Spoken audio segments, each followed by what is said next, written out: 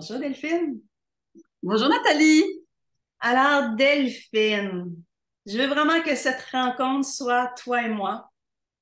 On est deux collègues, deux amis et on va parler sur le sujet du deuil. Donc, je veux vraiment qu'on puisse, nous, qu'est-ce que l'on trouve important par rapport au deuil lors d'une transition. Donc, avant de commencer, parce que sinon, moi, je sais que je vais continuer à parler, j'aimerais vraiment que tu te présentes. Ok. Eh bien, écoute, moi je suis Delphine Chary. Mhm. Je suis une Française, mais qui habite en Belgique. L'amour m'a guidée ici. Je suis professionnellement une coach spécialisée en neurosciences, mais je suis aussi et surtout avant tout une accompagnante dans le deuil.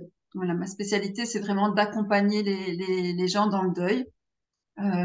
Ça fait vraiment partie de moi, le deuil, et c'est un sujet qui m'intéresse énormément. La mort, je trouve qu'on en fait trop un tabou, et j'ai vraiment à cœur de retirer le maximum euh, d'opacité à la mort pour que on en ait moins peur et qu'on savoure du coup davantage la vie. Et puis je suis aussi une maman de deux grands adolescents, 19 bientôt et 17 ans passés. Et je suis l'épouse aussi d'un homme charmant que j'adore. Donc voilà, et je suis une femme très épanouie depuis que j'ai fait la transition professionnelle, d'écouter mon cœur et de me diriger vers ce qui m'animait. Eh bien, je n'ai plus la sensation de travailler, j'ai juste la sensation de contribuer, et je suis très heureuse, très heureuse. La vie est belle, même si il y a parfois des gros nuages, même si parfois il y a des gros murs, mais c'est pas grave. Dans la globalité, je suis très heureuse et ma vie est très belle. Voilà Hmm. qui je suis en gros. Merci Delphine. Et ça me fait penser un petit peu moi aussi à me présenter justement, hein, pas de où j'arrive vraiment, mais qu'est-ce qui fait que on partage ce sujet-là. Donc, moi aussi, coach certifié en master neurosciences, comme toi. Et puis, bien, j'ai vraiment à cœur, moi, depuis des années et des années, d'accompagner les gens à vivre le passage de la transition. Et je peux pas te conter mes histoires présentement. Vous pouvez même aller voir sur mon site web, il y en a beaucoup. Mais vraiment, ce que j'ai à cœur, c'est toutes mes transitions que j'ai fait, mon Dieu, si je pourrais reculer des années en arrière. Chaque transition, qu'elle soit courte, longue, difficile, j'avais toujours en mémoire ce que je gardais vraiment, la lumière au bout du tunnel, c'est qu'un jour, je vais le transmettre. Un jour, je vais accompagner les gens en transition. Et c'est aujourd'hui que ça se passe et que je me permets justement d'exister encore plus pour pouvoir accompagner ces gens-là. Et tu vas en parler parce qu'il existe, on va en parler parce qu'il existe plusieurs genres de transition.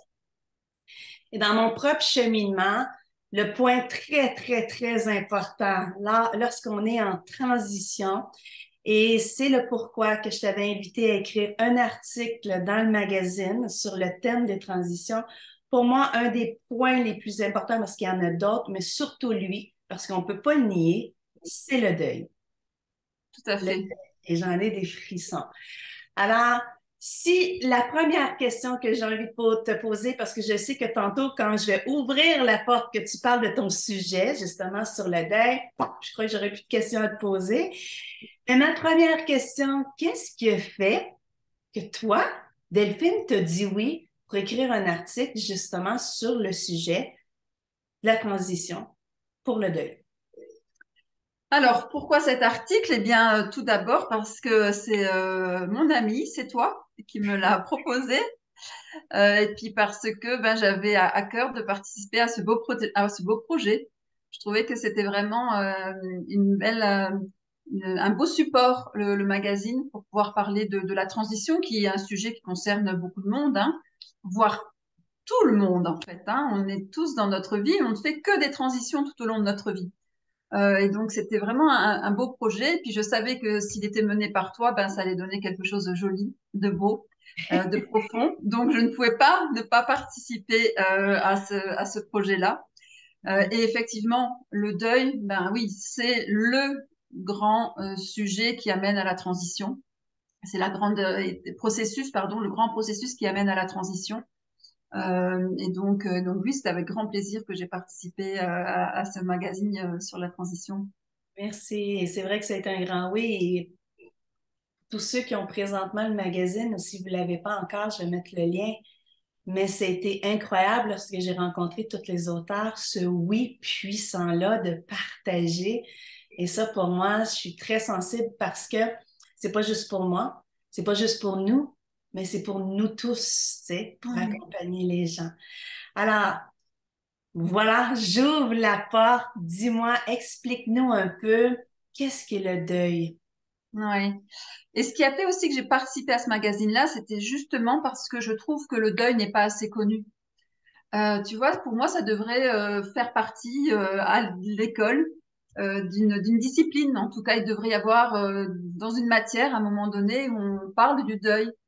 Parce que le deuil, c'est quelque chose, c'est un processus qu'on va tous traverser. On est d'un deuil, du verbe naître. Quand on sort du ventre de notre maman, eh bien, on va devoir faire déjà là notre premier deuil, le deuil de ce cocon bien chaud, bien agréable, pour rentrer dans dans l'atmosphère. Et ça va être notre premier deuil. Et puis, tout au long de notre vie, on va passer par des deuils. Alors, qu'est-ce que c'est que le deuil en soi? Si je reviens juste 2 secondes sur la définition, le deuil, ça vient de dolore en latin, et ça signifie la souffrance. C'est la souffrance qui est liée à une perte. Mais ça aussi, en français, en tout cas, une deuxième signification, c'est également le processus qui va découler de cette perte. C'est un processus psychologique qui est tout à fait naturel et que l'on vit tous dès lors que l'on est dans une perte. Le deuil, on connaît le grand deuil, hein, c'est lorsqu'on va perdre quelqu'un de la mort, hein, donc là ça va être le grand deuil, mais ça peut être aussi tous les autres pertes que l'on va connaître dans notre vie. Je parlais tout à l'heure de la perte de l'utérus de notre maman, mais ça peut être aussi l'enfant qui va qui a perdu son doudou. Pour lui, c'est un véritable deuil. Si vous voyez la tristesse qu'un enfant peut avoir et la recherche qu'il va faire après ce doudou et les émotions qui vont venir, ben on se rend bien compte que c'est un véritable deuil. Quand il va changer d'institutrice à l'école, hop, il va revivre un autre deuil. On va changer de travail, c'est un nouveau deuil. On va changer d'amoureux, d'amoureuse, c'est un nouveau deuil. On va changer de logement. Euh, on va quitter par exemple le logement de ses parents pour aller vers un autre logement. Eh bien, ça va être un nouveau deuil. Euh, voilà, tout ce qui est perte de quelque chose, alors va engendrer un deuil. Excuse-moi, mais tu me fais réaliser comme parent que si on ne prend pas soin justement de ces mini petites choses que l'on croit consciemment banales, de perdre son doudou ou quoi que ce soit, il y a quand même une compréhension, un temps d'arrêt pour vivre ce cycle du deuil-là avec l'enfant. Exactement, exactement. C'est super important en fait de se rendre compte. Alors oui, on est d'accord, il y a un processus qui est naturel et qui va se mettre en place, y compris chez l'enfant. Et qui va nous permettre de cicatriser la souffrance, la plaie qui va être engendrée par cette perte-là. Moi, j'aime beaucoup Christophe Fauré, c'est un psychiatre français qui est immensément reconnu dans le domaine du deuil. C'est un grand spécialiste du deuil contemporain. Et Christophe Fauré, pour expliquer ce processus psychologique hein, du deuil, bien, prend l'image de la cicatrisation. Et il dit que le processus de deuil, c'est le fait de cicatriser naturellement. Donc, on peut partir de l'image d'une brûlure. On s'est brûlé. Alors, je montre toujours ma main parce que moi, j'ai une grosse brûlure à la main il y a quelques années. Donc, une belle brûlure au 3e degré où on perd bien toute sa peau, etc. On a différents choix. Soit on va en mettre un bandage autour et on va dire, bon, ben, ça va cicatriser tout seul. un peu comme quand on se coupe le doigt ou quoi. Euh, et puis, là, il n'y a rien à faire. Notre corps est très, très bien fait et il va cicatriser. Effectivement, ça va prendre du temps, mais il va cicatriser. Ça, c'est le processus de deuil. C'est un processus naturel qu'on a tous à l'intérieur de nous qui nous permet de cicatriser sur la perte qu'on a vécue. Et à côté de ça, il y a un travail de deuil. Et ce travail de deuil, ça va être le fait de se dire, bon, bien, je vais faire appel à une infirmière pour retirer mon bandage. Alors oui, ça va être douloureux parce qu'il n'y a aucun deuil sans douleur. Hein. Deuil égale douleur. On ne fera pas l'économie de la douleur, si ce n'est à nos dépens par la suite. Et donc l'infirmière qui va venir nous retirer le pansement, qui va venir nous retirer les peaux mortes, oui, ça va faire mal. Mais elle va devoir réappliquer de la crème, etc., refaire le pansement. Et c'est ainsi que la cicatrisation va se faire dans les meilleures conditions. Elle va être belle, elle va être sans boursouflure, elle va être sans infection. On va prendre soin de notre blessure. Et ça, c'est le travail de deuil. Et ça va être toutes les petites tâches que l'on va effectuer qui vont nous permettre de traverser ce chemin. On entend souvent, je ne sais pas si tu as déjà entendu, mais souvent on entend oh, avec le temps, ça passera, le temps fera son œuvre. Non, enfin oui et non. Oui, parce que effectivement, c'est avec le temps que les choses vont changer, mais c'est aussi toutes les actions, toutes les petites choses que l'on va mettre dans ce temps qui vont faire que la cicatrisation va être belle. Ça va être toutes les petits soins que l'on va s'apporter qui vont faire que l'on va cheminer sereinement sur notre chemin de deuil et qu'on va pouvoir à un moment donné découvrir le cadeau. Parce que pour moi, c'est ça la magie d'un deuil. C'est aussi horrible puisse être la perte. Derrière, il y a un cadeau. Alors, on est bien d'accord, on connaît bien l'expression, le cadeau, il est très mal emballé. Je le suis tout à fait d'accord. On s'en passerait bien et on préférerait garder notre être cher que de vivre ce deuil-là. Mais en même temps, ben voilà, ça fait partie de la vie. La mort fait partie de la vie. Les pertes font partie de la vie. Et c'est cette perte-là qui va nous amener un cadeau. Et c'est en cheminant et en travaillant sur son deuil que l'on va pouvoir effectivement récupérer ce cadeau-là au bout d'un moment. J'entends beaucoup que toi, tu accompagnes surtout des gens qui ont été des personnes qui ont perdu quelqu'un, donc un décès. Moi, j'accompagne beaucoup les gens qui sont en transition, soit d'une perte autre que juste le décès. Ça peut être déménagement et tout ce que tu as nommé au début. Mm-hmm. Là où j'ai envie, parce que j'avais hâte de te poser cette question-là, que même si je le sais, il y a quelque chose à comprendre encore plus. Tu dis que le deuil, c'est la souffrance immédiate. Hein, c'est un peu la définition, une souffrance. Et tu mentionnes comme quoi que si on se brûle, automatiquement, c'est un processus naturel. Mais si je fais pas l'autre partie, parce que dans le processus naturel, je sais très bien que je vais guérir avec le temps, mais que je ne suis pas accompagnée justement pour voir ce qui inconsciemment peut faire souffrir. Alors, tu te souviens l'exemple, puis je vais le donner en ce moment. Et tu pourras continuer vraiment à ce que je puisse comprendre moi-même dans ma propre histoire. Moi, dans mon avortement, c'était un choix tellement... C'était un choix qui était affirmatif. À l'âge que j'avais, je ne pouvais pas continuer dans le processus d'accoucher ou d'avoir un enfant. Donc, pour moi, c'était tellement un choix que je me faisais avorter. Et puis, je te dirais que j'ai pas senti vraiment, ou je me souviens plus des émotions que j'ai ressenties. Je me souviens plus à ce moment-là parce qu'on sait très bien que le cerveau peut soit fuir, combattre ou paralyser, ou pour pas justement que je ressente les émotions. Donc, quelques quelques années plus tard jusqu'à aujourd'hui, lorsqu'on a eu notre propre rencontre, tu me mentionnais, bien, s'il n'y a pas eu de deuil, mais moi, je ne croyais jamais que j'avais un deuil à faire là-dessus. Le choix était déjà fait.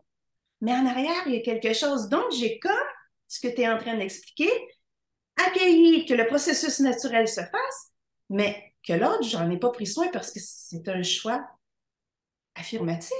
Qu'est-ce que tu aurais à dire par rapport à ça? Ça veut dire que toute ma vie, j'ai subi inconsciemment quelque chose qui m'empêche d'évoluer. Donc, je suis hypothéquée.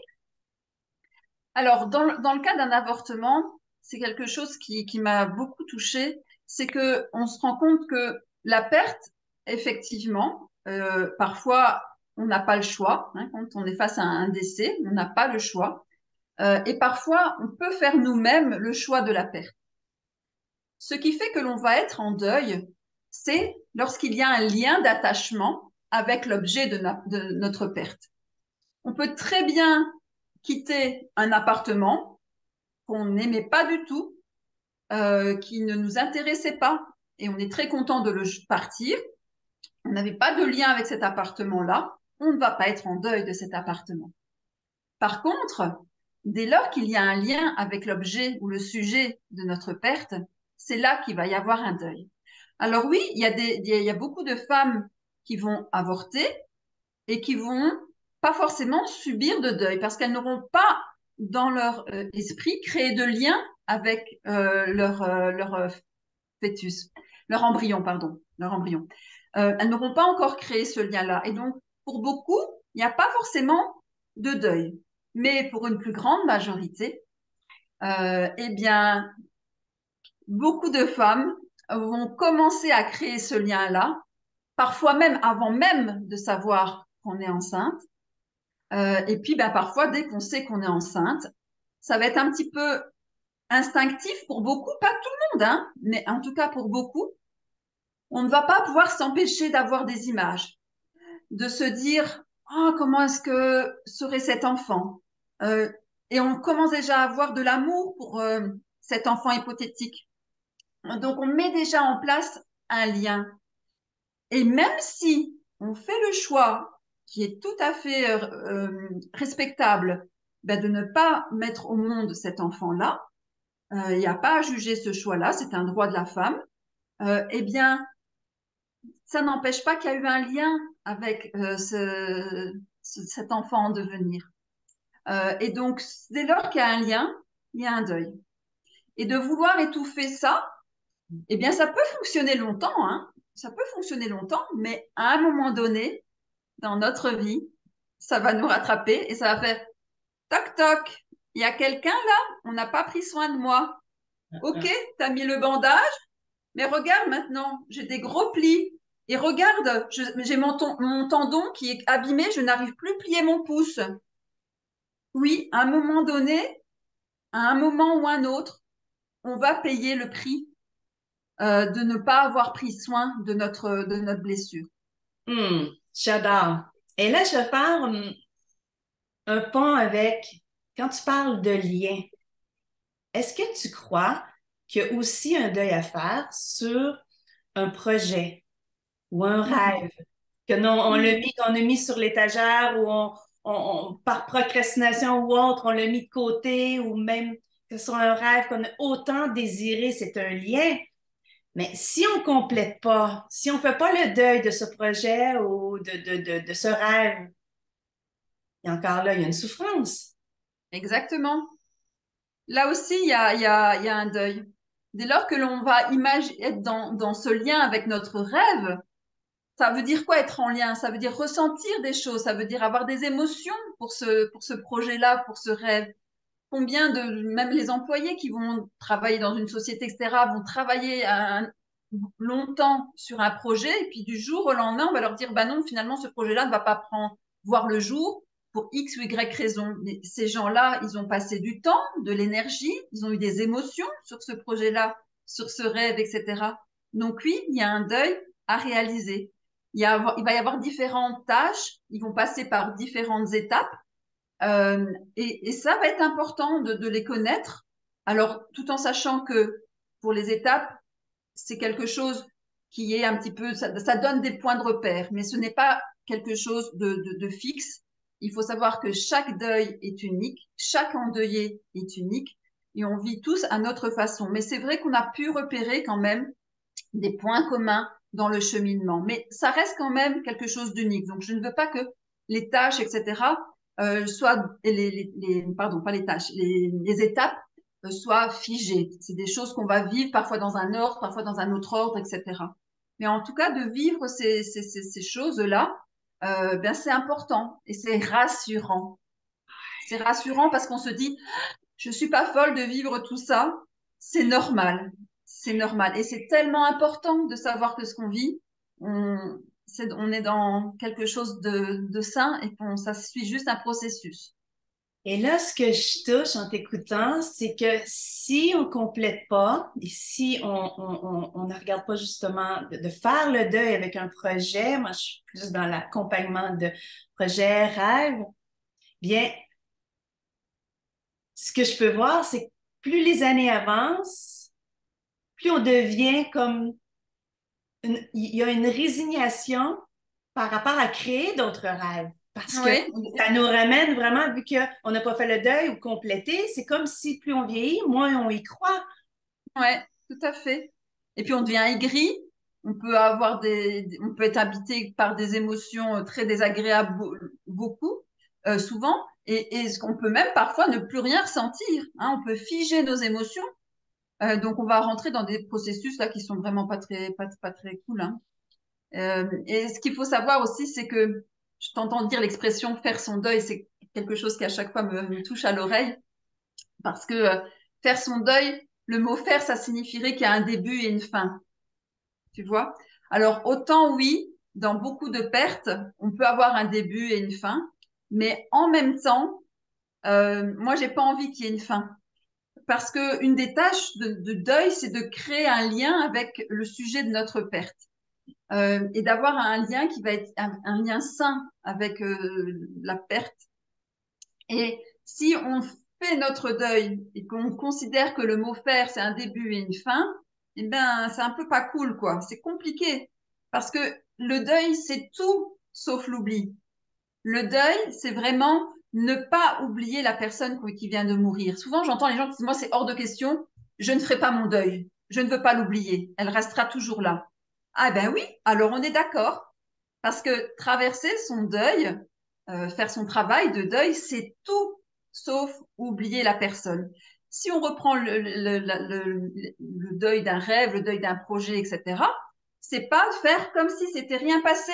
Non, ça veut dire rester en lien avec ce projet, avec ce rêve, et qu'est-ce qu'il m'a apporté? Qu'est-ce que je peux retirer de lui?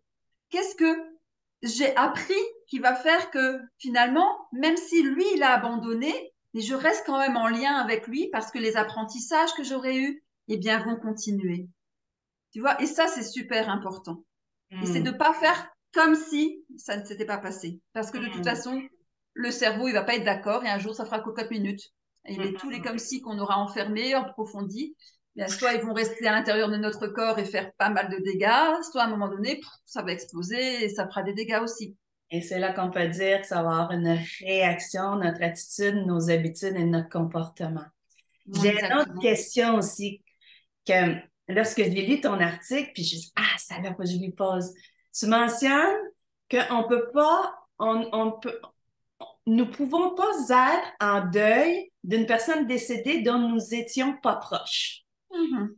Moi, tu te souviens qu'au mois de janvier, j'en ai vécu. Même si en peu de temps, cette personne-là, je l'ai connue. Donc, il n'y avait pas vraiment un gros lien. Mhm. Mais mon doux qui m'a fait vivre de la tristesse, ça m'a fait vivre vraiment, j'avais l'impression que quelque chose voulait exploser de moi dans cette souffrance. Alors, même Mhm. si on n'a pas un lien, comme tu mentionnes, est-ce que ça peut nous interpeller des deuils cachés? Alors, ce qu'il faut savoir, c'est qu'un deuil va réveiller les autres deuils que l'on aura eu en amont et qui n'auront pas été travaillés. C'est pour ça que je dis de vouloir étouffer, de mettre dans la cocotte minute, c'est pas une bonne idée parce qu'à un moment donné, ils vont ressortir. Alors oui, on peut tout à fait à un moment donné être énormément touché par la mort de quelqu'un, alors qu'on le connaissait à peine. Alors, deux choses. Soit, même si on n'avait pas beaucoup de relations avec lui, qu'on ne le voyait pas souvent, etc., on peut quand même avoir un lien d'attachement très fort à une personne. Ça, c'est quand même possible, même si on ne le voit pas souvent. L'admiration qu'on peut avoir, enfin, ce que la personne peut nous apporter, ça joue dans ce lien d'attachement-là. Alors évidemment, ça ne sera pas comparable à la perte d'un enfant avec qui on vit, etc. Toute proportion gardée, on est bien d'accord. Euh, mais, euh, mais effectivement, ça peut aussi montrer que on réveille un autre deuil qui, lui, par contre, n'a pas du tout été traité et qui, pour lui, avait vraiment un lien d'attachement et où on a voulu éviter la douleur. Hein, si on reprend la symbolique du chemin, moi j'aime bien dire ce chemin qu'on traverse. Ben parfois, si on essaye de creuser en dessous ou de voler par au-dessus pour ne pas le traverser et ne pas connaître les embûches du chemin, eh bien, ça va nous donner ça. À un moment donné, on va se retrouver à l'autre bout. Mais comme on l'aura pas traversé, eh bien, on sera au point zéro. On n'aura pas connu toutes les étapes qu'il y a sur ce chemin-là. On n'aura pas eu tous ces apprentissages de la résilience. Et donc, en fait, on redémarre à zéro. Et donc, tous les deuils précédemment vécus, non travaillés, vont revenir à l'assaut. Donc, si moi je regarde mon expérience à moi, pour moi, j'avais vraiment l'impression que j'avais finalisé le deuil, que je n'avais pas évité justement de prendre soin d'être accompagnée pour vivre ces deuils-là. Sauf que ce que ça m'a ramené en janvier, c'est que ma conscience peut croire que j'ai terminé de faire le deuil, mais j'ai vraiment plongé dans autre chose, dans d'autres addictions. Donc, j'ai plongé soit dans le boulot, j'ai plongé dans vraiment des défis extrêmes. J'ai même, lors de, parce que j'étais plus jeune, hein, dans l'alcool. Donc, moi, j'avais cru que mon deuil était terminé, mais en fin de compte, ce qui n'était pas terminé, je l'ai remplacé par le faire quelque chose pour vraiment bien camoufler. Et là, ça a Mhm. explosé en janvier parce que c'était pas complété. Et là, quand tu dis, j'aime ça parce que tu dis, en fin de compte, c'est pas, il n'y a rien à compléter. Parce que c'est pas un chemin de fer, c'est plutôt de laisser exister. C'est bien ça, hein? Oui, tu vois, quand on va travailler notre deuil, alors la toute première chose, ça va être effectivement de reconnaître la réalité de la perte. Tu vois, ça c'est important. Et puis après, on va être dans l'expression de nos émotions. Ça aussi, c'est un travail de notre deuil. Et souvent, on ne va pas le faire. On va très vite vouloir cacher notre tristesse. On va vouloir très vite contenir notre colère, notre culpabilité. On ne va pas en parler. Et toutes ces choses-là, en fait, ben, ça, ce travail d'apprendre à apprivoiser nos émotions, ça fait partie du travail de deuil, de créer un nouveau lien. Ce n'est pas parce que notre défunt, on ne peut plus l'avoir là physiquement, euh, qu'on ne va plus avoir un lien avec lui.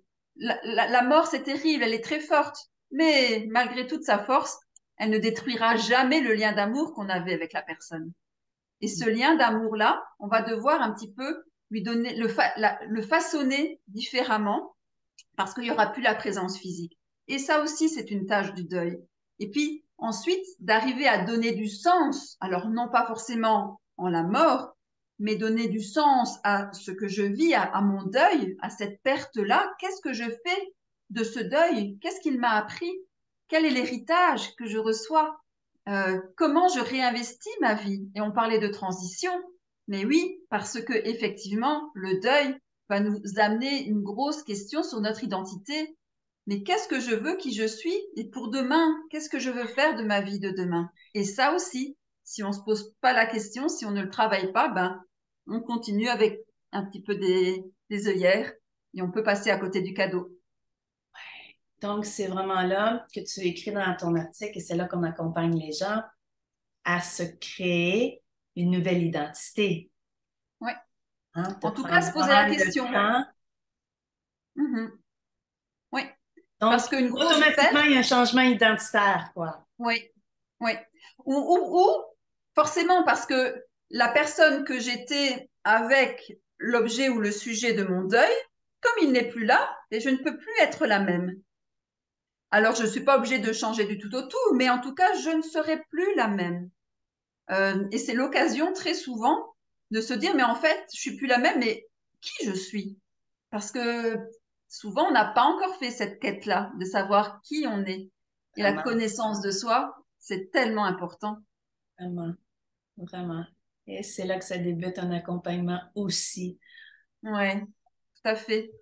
Et c'est là qu'on Wow. va donner du sens. Et c'est là qu'il peut y avoir plein de cadeaux grâce à ce deuil-là. Moi, je vois vraiment dans les gens que j'accompagne, quand ils arrivent à ces étapes-là, à ce travail-là, et qu'ils se disent, mais enfin, sans la mort de mon mari, mais j'aurais pas découvert ça. Sans une maman qui me disait, mais sans la mort de mon beau-fils, mais je me serais jamais demandé qui j'étais et je serais passée à côté de ma vie jusqu'au bout. Et elle dit, sans lui, ben je connaîtrais pas le véritable bonheur.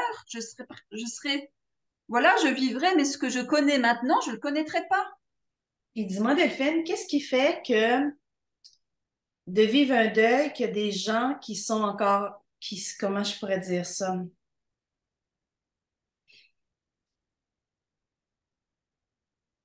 Ils sont encore dans la souffrance intense. Ils n'en voient pas la sortie, ils voient pas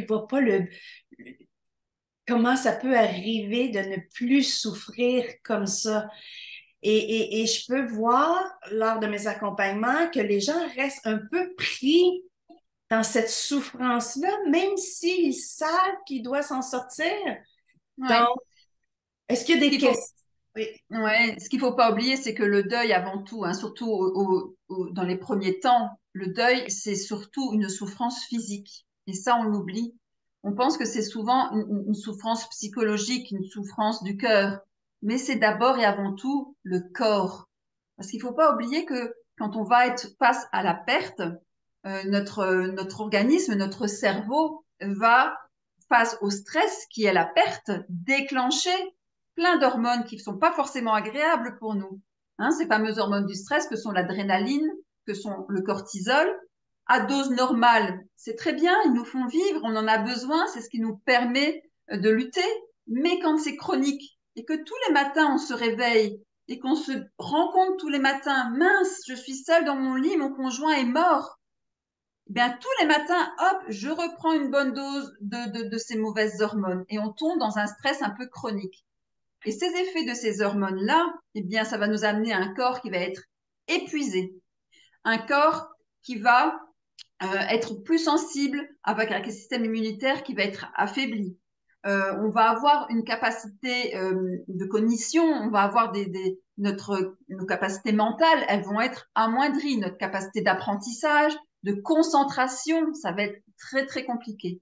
Et c'est surtout cette fatigue-là qui va vraiment nous épuiser et qui du coup va nous rendre difficile de pouvoir apprivoiser toutes les émotions de tristesse, puis de colère, de culpabilité, etc., qui vont venir. Donc, si j'ai un conseil à donner à ceux qui nous écoutent, et qui vivent un deuil ou ont à côté d'eux quelqu'un qui vit un deuil, c'est de vraiment les inviter à prendre avant tout soin de leur corps, de faire en sorte de pouvoir éliminer ces mauvaises hormones accumulées dans le corps. Alors, ça peut être par différentes choses, hein, on le sait, de bien manger, c'est super important, d'essayer de bien dormir, de pouvoir bouger un petit peu notre corps. Alors oui, c'est compliqué. Et oui, on a juste envie de rester enfermé dans son lit. Mais si on pouvait ne serait-ce que d'aller faire le tour du pâté de maison, de respirer un peu d'air frais, de mettre un petit peu notre corps en action, ça serait formidable. Et puis on peut aussi se prendre des bains chauds, ça élimine beaucoup le cortisol, c'est parfait. Aller se faire masser, parfait. Faire des soins énergétiques, que ce soit du reiki, travailler avec de la sophrologie, faire tout ce qu'il faut pour que notre corps se sente mieux et du coup, on va pouvoir ensuite vraiment travailler sur notre deuil. Mais ça commence d'abord par je prends soin de mon corps, je l'écoute et je n'ai pas honte si je dois rester allongée dans mon canapé, si je suis pas prête encore, je fais pas la forte. Je fais pas celle qui, oui, je gère. Hein. Même si on a des enfants, on trouve une organisation, on fait appel aux gens qu'il y a autour de nous. Et c'est pour ça que j'ai créé, ceux qui veulent, hein, sur mon site internet, j'ai créé des bons pour. Donc, c'est des bons que les gens peuvent s'offrir ou se faire offrir pour demander de l'aide ou pour proposer son aide à un endeuillé. Et ça, c'est tellement important. Profitez de l'aide qu'il y a autour de vous. Il y a tellement de gens qui sont prêts à aider. Parfois, ils n'osent pas proposer, ils ne savent pas comment faire, etc. N'hésitez pas. Prenez soin de vous et de votre corps. Hmm. Alors, dis-moi justement, avec prendre soin de soi, et je sais que c'est pas dans l'article, mais je sais que tu en as fait une conférence. Donc, prendre soin de soi juste avant les fêtes. Qu'est-ce que tu pourrais justement leur offrir à ceux qui vont nous écouter en ce moment et que Noël arrive? Ouais, c'est des fêtes qui sont immensément douloureuses hein, pour les gens qui sont endeuillés. C'est très très compliqué parce qu'on va se retrouver face à une ambiance chaleureuse, de joie, de convivialité, alors que nous, ça va nous ramener qu'à une seule chose, le manque. Il nous manque la personne aimée et voir ce contraste entre la joie et l'excitation des fêtes et puis moi qui vis ma souffrance et le manque de mon défunt. Et c'est un tel choc entre les deux que c'est vraiment très, très, très douloureux. Ce que je pourrais dire aux gens qui vivent ça, c'est de s'écouter, Hmm. euh, de ne pas faire les choses à contre-cœur. Si vous ne vous sentez pas prêt, parce que le deuil est récent, si vous ne vous sentez pas prêt à faire ces fêtes de fin d'année, eh bien c'est OK. Si pour vous, c'est de vous isoler, de partir peut-être à l'étranger, loin de ces ambiances-là de nos pays, eh bien c'est OK. Ça ne veut pas dire que ce que vous allez faire cette année, vous allez le faire chaque année, mais si cette année, c'est trop compliqué pour vous, ne le faites pas. Par contre, si vous faites le choix quand même de faire les fêtes. Hein. Je pense, notamment lors de cette conférence-là, une mamie qui me disait, mais non, moi, donc sa fille est décédée, jeune, elle laisse deux petits-enfants, et elle dit, non, ma fille, pour elle, Noël, c'était tout.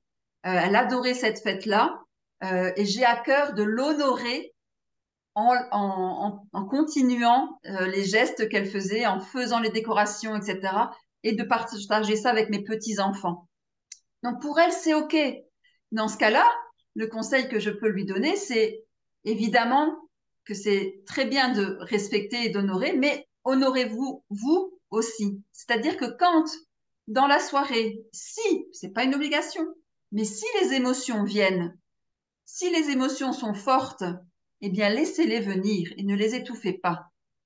Et si c'est le manque qui vous fait avoir ces émotions-là, eh bien appelez votre défunt euh, pour de façon à retirer un petit peu j'ai envie de dire, cette chape de plomb du manque, eh bien, pourquoi ne pas lever notre verre à notre défunt et Hmm. dire quelques mots pour notre défunt? Ça permet à tout le monde, parce que tout le monde y pense. Et donc, ça permet d'assouplir un petit peu la tension qu'il peut y avoir. Et puis, un petit conseil, ce qui est bien, c'est de faire des rituels. Et si comme c'est le manque qui va nous faire souffrir pendant ces fêtes-là, le fait d'arriver à nous retrouver avec notre défunt va permettre de diminuer, pas supprimer parce qu'on n'est pas au pays des bisounours, hein, mais diminuer ce manque-là. Et donc moi, j'invite les gens à faire un rituel tout simple. Euh, la semaine qui précède les fêtes, c'est de se prendre un temps d'une demi-heure, voire à une heure, de se mettre dans un endroit calme, apaisant, de choisir une belle musique, de se choisir une photo de notre défunt, de se choisir peut-être des jolies fleurs, une belle bougie, et en pleine conscience de partager un temps avec notre défunt, d'allumer cette bougie qui est signe de transformation, hein, le feu c'est la transformation, d'allumer cette bougie-là et d'être avec lui, de lui confier peut-être nos émotions de la journée, peut-être nos peurs, notre tristesse, notre manque, peut-être nos projets, mais en tout cas, c'est d'être en lien avec lui. Alors oui, ça fait bizarre, hein, les premières fois, je l'avoue, hein, la première fois que j'ai commencé à parler tout fort à un défunt, je me suis dit, oula, Delphine, tu débloques. Mais non, je débloquais pas du tout et c'était très, très agréable. Et ça a fait un bien fou, en fait. Et voilà, de faire ce petit rituel-là pendant une semaine, tous les jours, et bien du coup, on va être en lien avec notre défunt et on va moins ressentir le manque le jour de la fête. Hmm. Voilà. Bon, il y a beaucoup, beaucoup de choses hein, qu'on peut faire, mais en tout cas, respectez-vous et restez en lien avec votre défunt. Merci, merci, merci, merci. J'aime beaucoup la façon que tu donnes, tu expliques ce rituel-là. Et moi, ça me ramène vraiment dans la transition du rituel. Et pour moi, c'est très important à la fin de l'année, un rituel de la fin de l'année, du bilan de ce qu'on a été, qui on a été, qu'est-ce qu'on a fait et de se reconnaître là-dedans. Donc, pour moi, c'est très important. Le même rituel, autant de mettre moi, c'est rendu des huiles essentielles, c'est plus de l'encens, les chandelles, la musique, et prendre un moment avec soi-même pour faire un bilan de son année, autant pour se reconnaître et autant pour voir ce qu'on n'a pas terminé, qu'on aurait voulu terminer, mais que l'on se juge inconsciemment et qu'on va garder vraiment, pour moi, c'est vraiment des énergies collées parce qu'on n'a pas complété. Et pour moi, le bilan de fin d'année aussi dans ce rituel-là, c'est très important de regarder aussi autant dans les relations. Est-ce qu'il y a eu de la colère? Est-ce on a fait des coupures sans même compléter avec la personne? Et on pourrait refaire une autre rencontre pour le pardon parce qu'on pense que pardonner à l'autre, c'est d'accepter, mais c'est vraiment un pardon pour soi, pour justement se libérer, pour créer quelque chose de plus puissant.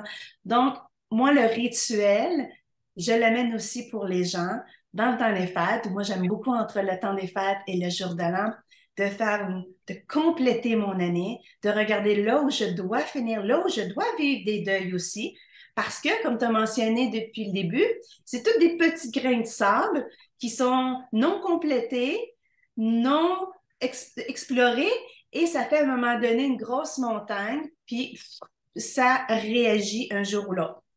Donc, faire un beau rituel de notre année et de se reconnaître et de compléter.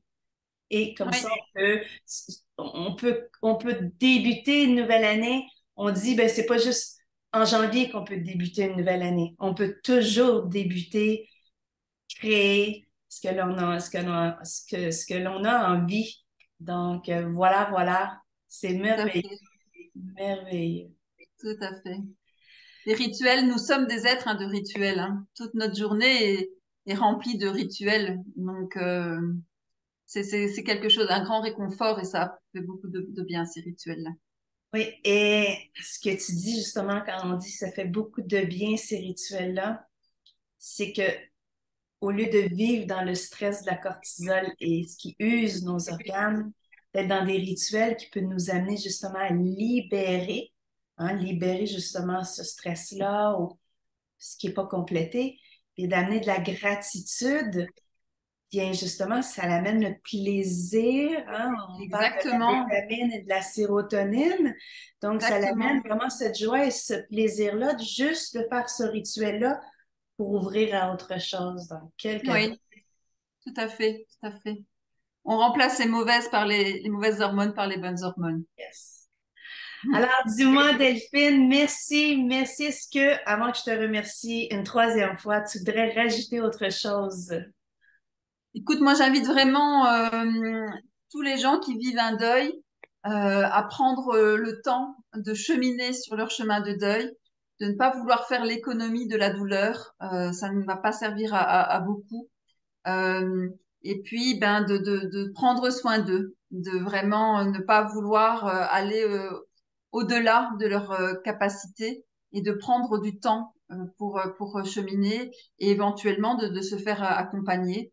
Mais en tout cas, sachez que si vous mettez déjà des choses en place, eh ben, le processus va aussi travailler pour vous et que ça va bien se passer. Merci, Delphine. Et, Merci Nathalie. et pour tous ceux qui n'ont pas lu encore ton article, ou pour Oui, ceux allez, qui vont le lire, tu as donné énormément plusieurs questions parce que pour moi, ce magazine-là était important que ça soit pas juste du savoir, hein, parce que savoir, on le sait déjà, mais qu'il y ait aussi de l'exploration dans ce qu'on vit. Et tu as donné plusieurs questions justement dans ce Mhm. magazine-là pour pouvoir justement les accompagner d'une façon.